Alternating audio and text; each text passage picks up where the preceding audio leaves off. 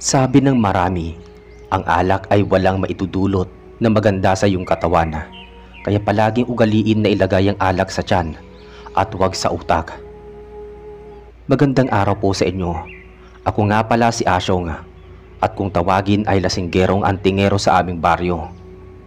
Hindi nyo naman ako masisisi kung halos sa alak na lang umikot ang aking buhay dahil sa mga masalimuot na pangyayari sa aking buhay.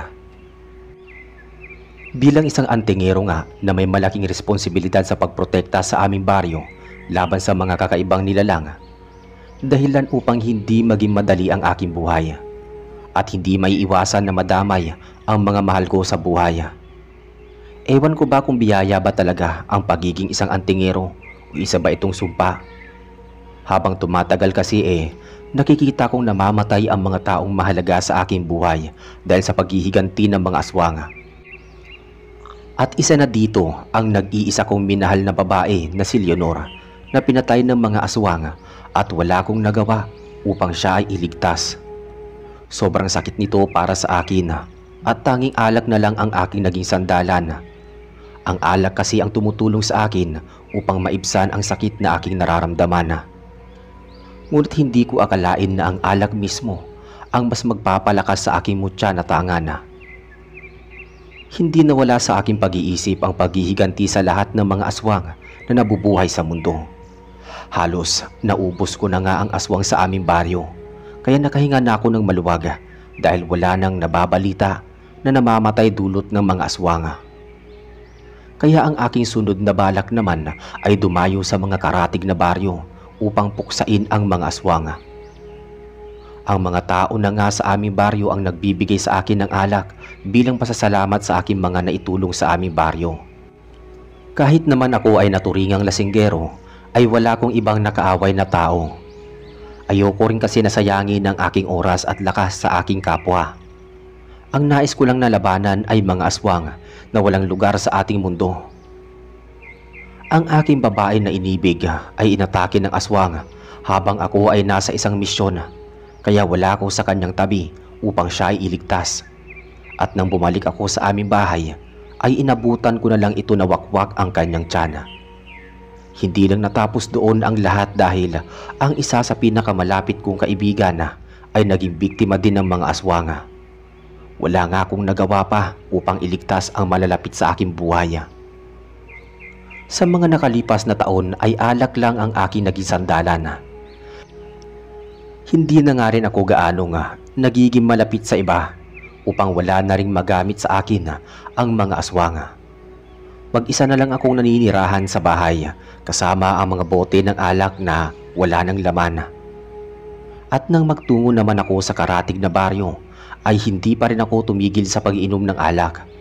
Akala nga ng ibang mga tao na ako ay isang pulubi lamang at hindi rin ako nagpapahalata na ako ay may balak sa kanilang lugar. Ngunit patuloy lang akong nagbabantay sa paligid upang kilalanin ang mga aswang na nagkukubli sa anyong tao. Napapailing na lang ako dahil ang amoy pa lang ng isang aswang ay hindi na maikukubli ang kanilang tunay na pagkatao. Tumungga naman agad ako ng alak habang patingin-tingin sa paligid. Habang dumarami kasi ang naiinom kong alak ay mas lalo pang tumatalas ang aking pang-amoy kung nasaan ang mga aswang.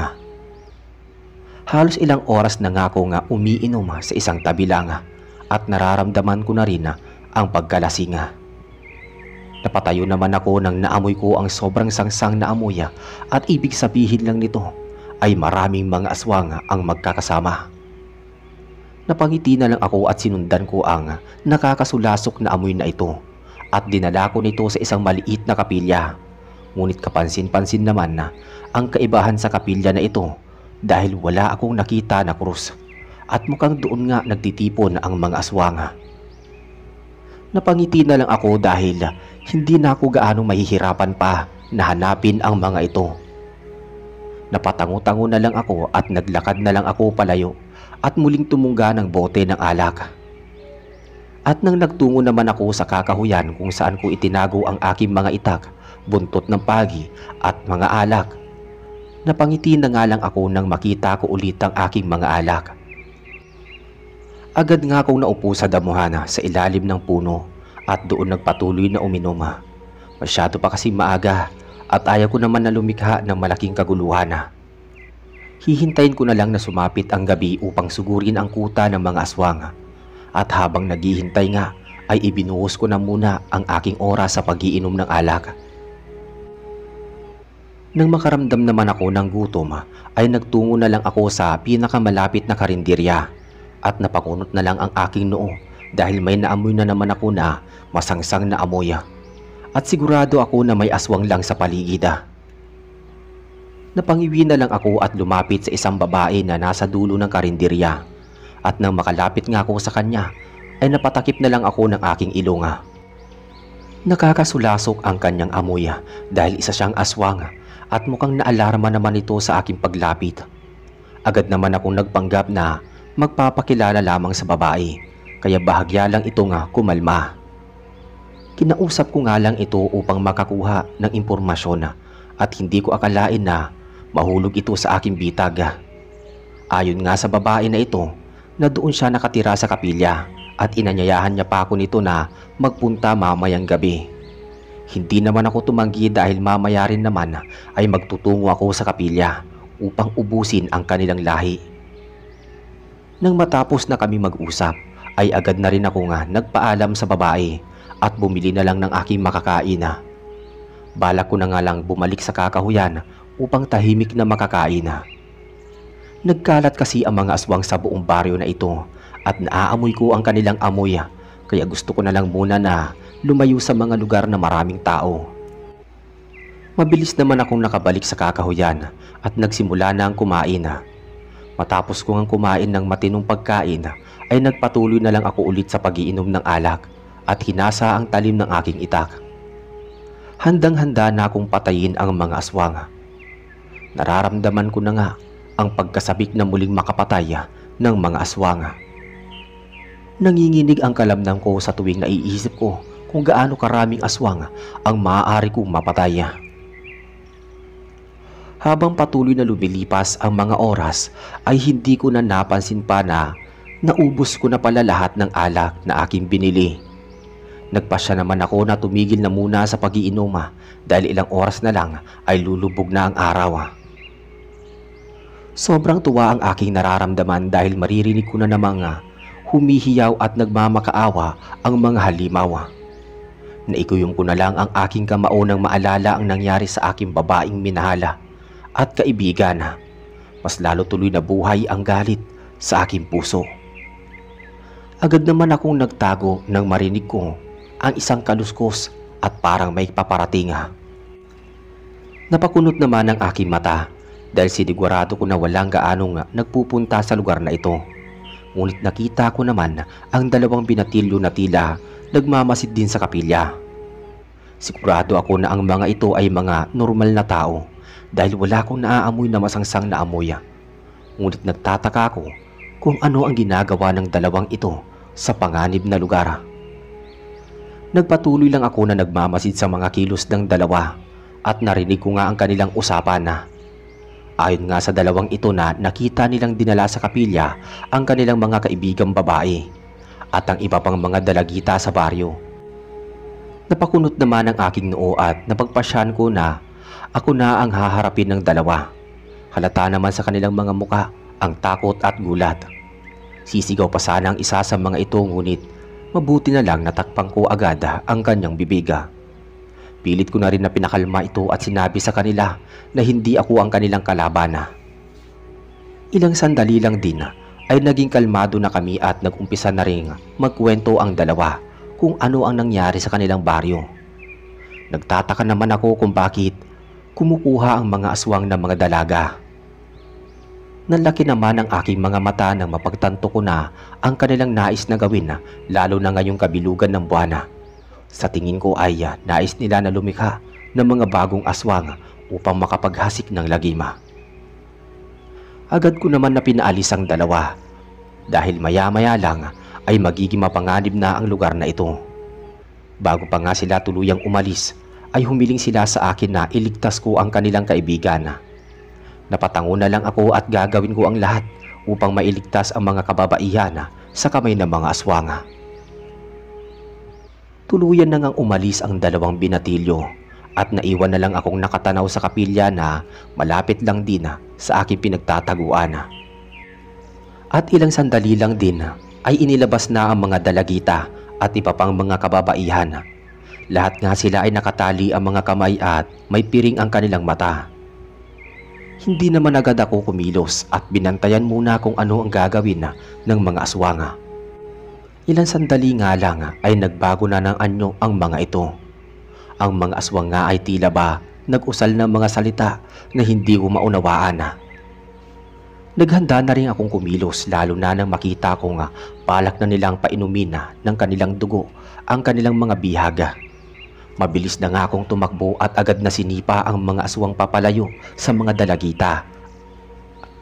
Mukhang hindi naman nila inaasahan ng aking pagdating kaya mas lalo akong natuwa na sila ay kaharapin. Agad ko namang pinutol ang tali ng mga bihag at tinanggal ang kanilang mga piringa. Mabilis ang lahat ng aking kilos upang masigurado na ligtas ang mga bihag. Lalo na ngayon ay ipinangako ko sa dalawang binatilyo na ililigtas ko ang kanilang kaibigan. At sa pagkakataon na yon ay sisiguraduhin ko na hindi ako mabibigo at magagawa kong iligtas ang lahat ng bihag. Ayoko nang maulit pa ang mga bagay na hindi ko nagawa noon. Gusto kong mailigtas ang kaibigan ng mga binatilyo upang makabawi naman ako sa aking mga pagkukulang. Nang makalaya naman na ang mga bihag, ay agad kong hinanap kung sino ang babae na nangangalang Lori. At nagtaas naman agad ng kamay ang babae at agad ko itong hinawakan sa braso at binilinan na umalis na sa lugar. Sinabi ko rin na hihintayin na siya ng kanyang mga kaibigan. Nagulat na lang ako nang yakapin ako ng dalaga at nagpasalamat. Napangiti na lang ako at tinulak ang mga ito papalayo upang sila ay tumakas na. Agad ko ngang hinarangan ang mga aswang na nagbalak sundan ang mga to. Hindi naman ako papayag na may makasunod pa sa kanila kaya mabilis kong tinarak ang aking kutsilyo sa isang aswang na humahabol sa mga bihaga. Napalingon pa nga sila sa aming gawi at tinanguan ko ang mga ito. Mabilis lang sila na tumakbo papalayo at bakas ang mga takot sa kanilang mata. Napangiti na lang ako na makita na tuluyan nang nakalayo ang mga to. At doon nga ay hinarap ko na ulit ang mga aswang na galit na nakatingin sa akin. Nagkibit balikat na lang ako at mas lalo pang ginalit ang mga aswang nang umarte ako na parang walang pake. Hanggang sa isa-isa na nga silang sumugod sa aking pwesto. Nang masiguro ko na malapit na ang mga aswang na sumusugod sa akin, ay agad na rin akong nagpakawala ng sipa at suntok. Ginamit ko na rin ang buntot pagi sa isang aswang dahilan para magtamo ito ng malalang sugat. Sobrang sarap talaga sa pakiramdam na pumapatay ng aswang, lalo na sa tuwing nakikita ko na sila ay nahihirapan. Hinding-hindi ako titigil sa pagtugis sa lahat ng mga aswang na nabubuhay. Ipaghihiganti ko lahat ng mga walang awa nilang pinatay at walang awa ko rin sila napapatay na. Walang tigil nga ang mga aswang na ito sa pagsugod sa akin at hindi ko inaasahan na mas marami ang bilang nila na tumutuloy sa kapilya. Ang iba kasi ay nagsilabasan na rin sa kapilya at nagbago ng kanilang mga anyo. Mukhang nabigla nga sila sa lahat ng aking biglang pagsugod dahilan para pumalpak ang kanilang mga plano na ikalat ang kanilang lahi. Hindi ako papayag na ipasa pa nila ang sumpa ng kadiliman sa mga taong walang kaalam-alam sa kanilang pinapasok. Hindi ako papayag na magdusa pa sila dahil sa sumpa ng kadiliman. Malakas na umangil nga ang mga aswang na halos sabay-sabay nang sumugod sa aking pwesto. Hindi naman ako nakaramdam ng kahit na anong kaba at agad na sinalubong ang mga atake ng mga to. Hindi naman naging mahirap sa akin na kalabanin at patayin ang mga ito dahil sila ay mga mahihinang klase ng aswang. Umaasa pa naman ako na may makakaharap ako na mas malakas, subalit nagkamali ako dahil puro mababang uri lang ang naninirahan sa kapilya.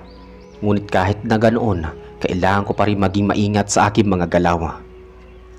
Ang mga aswang kasi ay kilala bilang tuso, kaya alam ko na may balak sila na tirahin ako patalikod. Ngunit wala silang kaalam-alam na nararamdaman ko ang kanilang mga balak at presensya. Ramdam na ramdam ko na mayroong mga aswang na pasugod sa aking likuran. Napapailing na lang ako at tinarak patalikod ang aking itak sa mga pasugod na aswang. Halata nga ang kanilang gulat at mukhang hindi inaasahan na mababasa ko ang kanilang mga plano. Mukhang masyado nilang minamaliit ang aking kakayahan. Halos kalahati na nga ang kanilang bilang. Hindi pa nga ako gaanong pinapawisan sa pagharap sa mga to. Bahagyang nakaramdam na rin ako ng pagkainip dahil wala akong mahanap na mas malakas sa aking mga kaharap. At kahit sabay-sabay pa silang sumugod ay hindi ito nakakatulong sa kanila dahil mas madali ko lang silang napapatay. Hindi ko naman maiwasan na asarin pa ang mga ito upang mas lalo pa silang maging agresibo. Wala bang mas malakas na aswang sa inyong lahi? Kapag ganyan ng ganyan sigurado mauubos lang kayo. Natatawa kong saada. At mukhang hindi nga nila ikinatuwa ang mga biro ko dahil halos sabay-sabay na silang umangil at tila hindi na nag-isip na sumusugod sa akin. Napapailing na lang ako sa mga sandaling yon. Ang iba naman ay pinupulupot ko ang buntot ng pagi sa kanilang leeg hanggang sa ito ay tuluyan ng mapugot. Habang nakikipaglaban naman ako sa mga mahihinang aswang na ito, ay nakuha ng isang lalaki na nakatayo lang sa may pinto ng kapilya ang aking atensyon. Napangiti na lang ako dahil mukhang mas malakas ito kumpara sa ibang kaharap ko. Napangiti na lang ako at parang dumaloy ang kasiyahan sa aking dugo. Nagmamadali ko tuloy na tinapos ang mga aswang na nasa aking harapan. At napakunot naman ang aking noo nang makita ang pamilyar na muka na nagtatago sa likod ng lalaki. Ito ang babae na aking nakita kanina sa karinderya at mukhang nagulat nga ito nang ako ay makita. Upang ito naman ay inisin ay agad ko itong kinawayan. Nagtaka na lang ang lalaki at pinapasok muli sa loob ng kapilya ang babae. Napangisi na lang ako dahil mukhang magtatalo pa ang dalawa na mas lalo ko namang ikinatuwa. Nagpatuloy naman ako sa pakikipaglaban sa mga natitirang aswang. Bahagya na nga akong naiinis dahil tila hindi maubos-ubos ang mga ito. Nagsasawa na kasi ako na harapin ang mga ito at mas gusto kong labanan ang mas malakas na nilalang. Napasimangot na lang ako at walang gana na nga lang na itinarak ang aking itak sa aking mga nakakaharap na aswang. Punong-puno na nga ng dugo ang aking muka at damit dahil sa dami na rin ng aking napatay. At sa tuwing makakapatay ako ng aswang ay mas lalong gumagaan ang aking pakiramdam.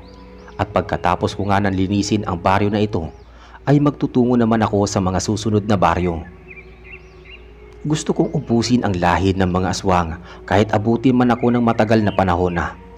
Desidido na talaga ako na ilaan ang aking oras sa pagpatay sa mga aswang at siguraduhin ang kaligtasan ng mga tao sa bawat baryo. Ayoko nang manahimik na lang at walang gawin, lalo na at gustong gusto kong ipaghiganti ang aking minamahal at ang aking kaibigan na namatay dahil sa mga aswang. Wala na rin akong balak pa na umibig o makipagkaibigan pa sa ibang mga tao dahil ayoko nang maulit ang mga nangyari sa nakaraan. Hanggang maaari ay lumalayo ako sa ibang mga tao at binubuhos na lang ang aking atensyon sa pag-inom ng alak. Pagkatapos talaga ng aking misyon sa baryo na ito ay sigurado akong maglalango na lang ako ng alak at magpapahinga ng sandali. At kahit meron akong mutya ay kadalasang tumatagal din ang paghilom ng aking mga natamong sugat.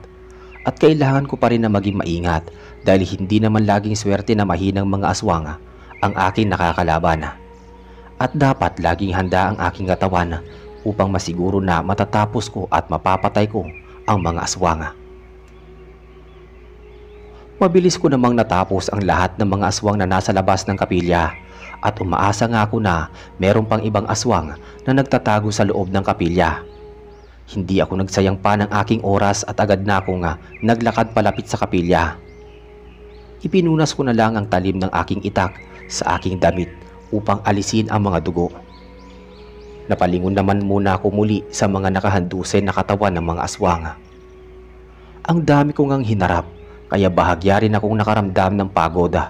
Pero wala naman akong natamo na sugat. Napailing na lang ako at nagpatuloy sa paglalakad. Hindi ako makapaniwala na gagamitin pa nila ang simbahan para manloko ng mga tao. Akala siguro nila ay walang makakapansin at makakahuli sa kanilang mga itinatago. Ngunit hindi nila alam na ang kanilang masangsang na amoy ay hindi nila matago-tago sa mga antingero na nagbibigay sa amin ng kakayahan upang malaman kung sino ang mga aswang sa paligid. At nagkataon naman na halos nagsama-sama sila sa iisang lugar, kaya mas naging madali sa akin na matuntun ang kanilang pugada. At nang nasa harap na ako ng pinto, ay agad akong kumatok sa pintuan na yun. Ngunit tila walang balak ang mga tao sa loob na ako ay pagbuksan. Wala naman akong nagawa kundi pwersahin na lang ang pagpasok doon. Marahas kong sinipa ang pinto dahilan para ito ay tumalsik. Natatawa na nga lang ako sa aking ginawa at agad nang pumasok sa loob. Nagulat naman ako sa aking nakita dahil halos matatandang aswang pala ang nasa loob at mukhang takot na takot ang mga ito. Mariin ko namang naipikit ang aking mata dahil hindi ako pwedeng makaramdam ng awa. Maaaring matanda ang kanilang mga anyo pero sila ay mga halimaw.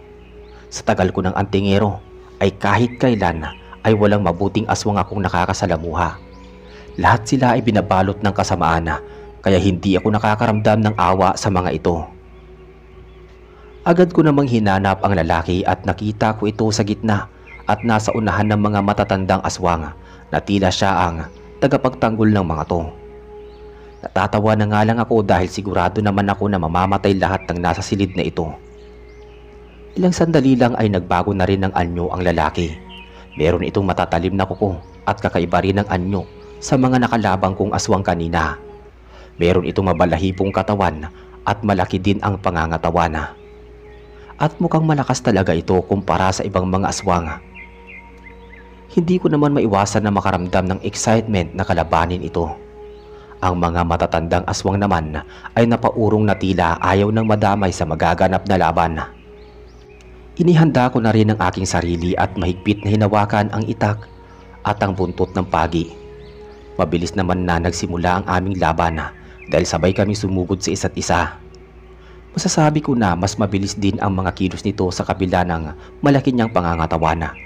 Ngunit kahit na anong bilis nito ay magagawa ko siyang sabayan at nagawa ko nga ito dahil nadaplisan ng itak ang kanyang pisngi. Mukhang hindi pa nga ito makapaniwala na nagawa ko siyang sugatan. Kahit na sa payat kong pangangatawan ay hindi niya ako maaaring maliitin dahil matagal na akong lumalaban sa mga aswang at alam ko na rin ang kanilang mga kahinaan. Galit na nga na umangil ang aswang at agad naman ako napaurong ng agresibo itong nagpakawala ng mga suntok. Pinili ko na iwasan na lang ang kanyang mga marahas na pag-atake dahil kung hindi ay siguradong ako ang mababalian.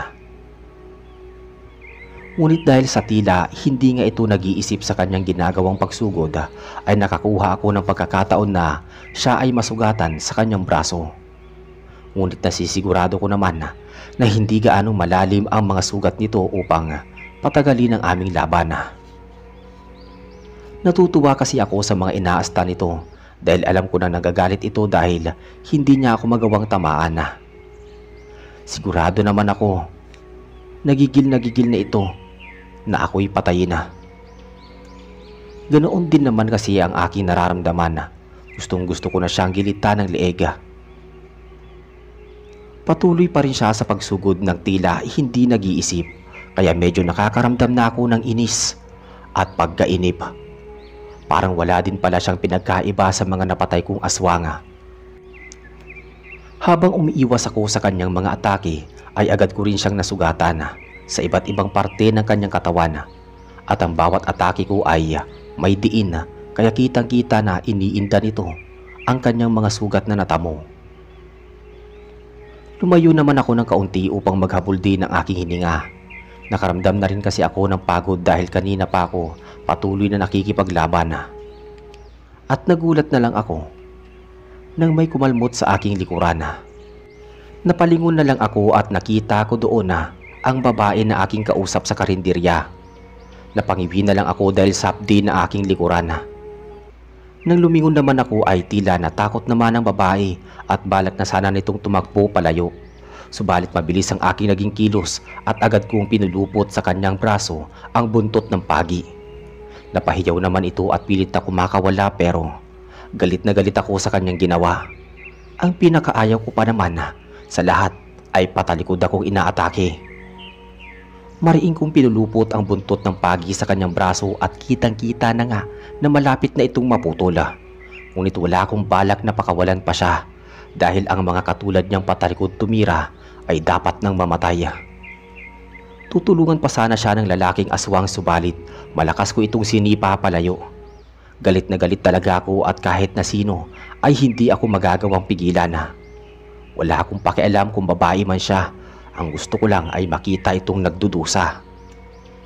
Hanggang sa magmakaawa na nga ito sa akin na siya ay aking patayin. Ngunit natutuwa pa ako na makita siya na nagdurusa. Kaya marahas kong hinila ang buntot ng pagi dahilan para maputol ang kanyang braso. Napaluhod na nga lang ito at napahiyaw ng malakas. Napangiti na lang ako na makita na hirap na ito. Ngunit nang makita ko na parang tatakas pa ito, ay nawala ang aking ngiti sa labi. Hindi na ako nagdalawang isip pa na putulan ito ng ulo. Natulala na lang ang lalaki sa aking ginawa. At nang makabawi nga siya, ay nagmamadali siyang sumugod sa akin. At upang inisin pa ito ay sinipa ko ang katawan ng babae papunta sa kanya. Kaya agad naman siyang napatigil at sinalo ang katawan ng babae.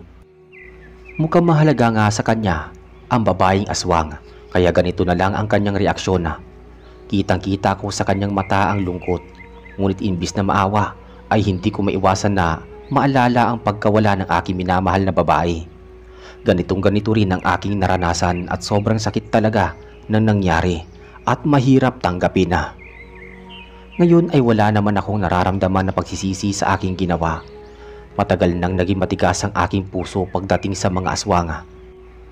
Puro galit na lang ang meron ako sa kanilang lahi at matatapos lang ito kapag alam kong ubos na silang lahat. Ilang sandali pang ang natahimik ang lalaking aswang at niyakap ang walang buhay na katawan ng babae. Napapailing na lang ako dahil hindi ko akalain na marunong palang magmahal ang mga katulad nilang nilalang. Marahan niya ngang inilapag ang katawan ng babae at muli ako nitong hinarap. At sa pagkakataon na iyon ay mas galit na itong sumugod sa aking pwesto.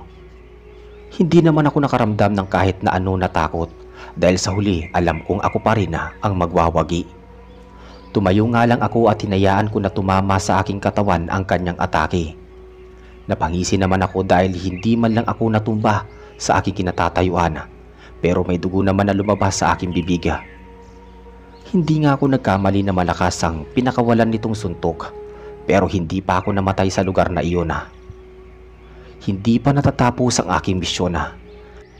Hanggang marami pang aswang ang nabubuhay. Hindi ako titigil sa paghahanap sa mga ito. Agad ko na ngang ginamit ang aking itak upang putulin ang kamao ng aswang. Kaya agad itong napalayo sa akin. Pinunasan ko naman kaagad ang aking bibig at tumindig ng maayos. Hindi ko inaasahan na ganito kalala ang matatamo kong pinsala. Pero bilib ako sa kanya dahil kahit madami na siyang natamong sugat ay nagagawa pa rin itong sumugod sa aking pwesto. Ngunit ramdam ko na ang panghihina ng kanyang mga atake at bumabagal na rin ang kanyang mga kilos. At dahil naiinip na rin ako sa aking kaharap, ay nakaramdam na ako ng pagod. Hindi ko na pinatagal pa ang laban.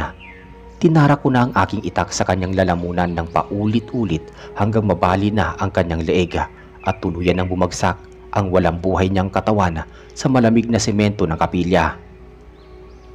Naitukod ko na nga lang ang aking itak at nagpahinga ng kaunti. Hindi pa kasi natatapos ang aking misyon sa lugar na ito dahil naiwan pa ang mga matatandang aswang. Wala akong balak na maiwan na kahit na isa sa kanila.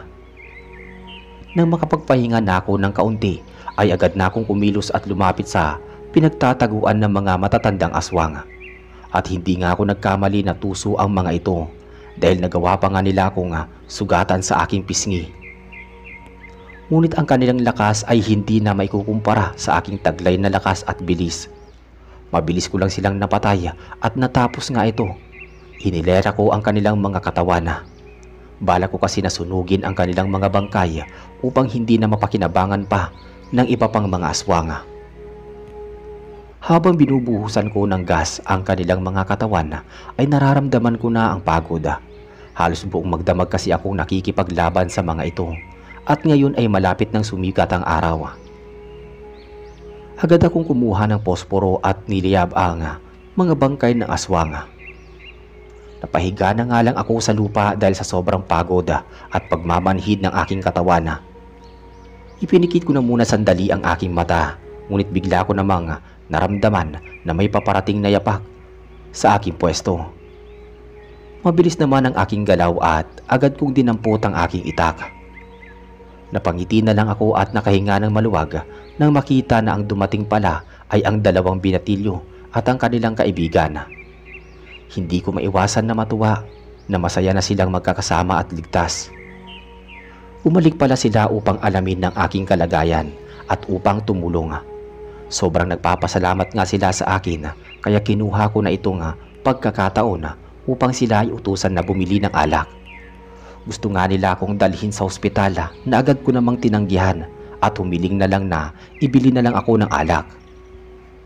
Alam ko na ito lang kasi ang makakatulong sa akin at ibalik ang aking lakas at mawala ang nararamdaman kong sakit at pagod sa katawan. Nagmamadali silang tumakbo upang bumili sa may pinakamalapit na tindahan. Nang makabalik na nga sila ay dala-dala na nila ang alak. Halos magdingning ang aking mata na pabalikwas ako ng tayo at agad na hinablot sa kanila ang bote ng alak. Agad kong tinungga ang alak at masasabi ko na sobrang sarap sa lalamunan na malagyan ulit ng alak. Gumanda na rin ng kaunti ang aking pakiramdam at hinihintay na lang na tuluyang maging abo ang mga bangkaya. Sa pagsikat nga ng araw at pagkamatay ng apoy, agad na rin akong tumayo at dinala na ang aking mga gamit at alak. Nagpatuloy na ako sa paglalakad at hindi na nagpaalam pa sa magkakaibigan. Hindi na nga mawala sa aking labi ang ngiti dahil masaya ako at hindi ako nabigo na tuparin ang aking naging pangako. Magpapahinga lang ako sandali at magtutungo na ako sa sunod na baryo na aking kailangang linisin. Sa ngayon ay ibubuhos ko na lang muna ang aking oras sa pag-inom ng alak at sa papapagaling ng aking mga natamong sugat. At sa mga susunod na araw ay magpapatuloy ang aking misyon. Maraming salamat po sa pagbasa ng aking kwentong aswang.